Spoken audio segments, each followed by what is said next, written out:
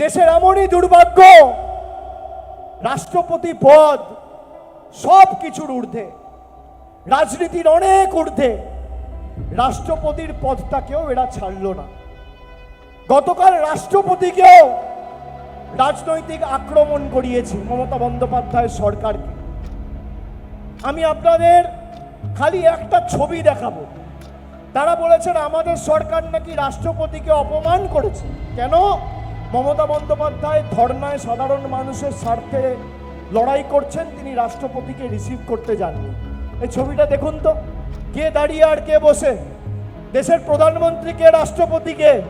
আপনি দেখুন, প্রধানমন্ত্রী বসে, রাষ্ট্রপতি দাঁড়িয়ে। আমরা নাকি রাষ্ট্রপতির অপমান করছি। দেখেছেন ছবিটা সবাই? কে দাঁড়িয়ে,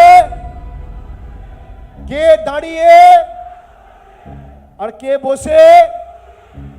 রাষ্ট্রপতির অপমান কে করছে? রাষ্ট্রপতির অপমান কে করছে? দেশের অপমান কে করছে? বাঙালির অপমান কে করছে? বাংলার অপমান কে করছে? বাংলার মানুষকে শাস্তি কে দিচ্ছে? যখন মণিপুরে প্রায় 3 বছর ধরে আগুন জ্বলেছে, একের পর এক জনজাতি মূলবাসীদের উপর অত্যাচার হয়েছে, রাষ্ট্রপতির থেকে আমরা কোনো কিছু শুনতে পাইনি।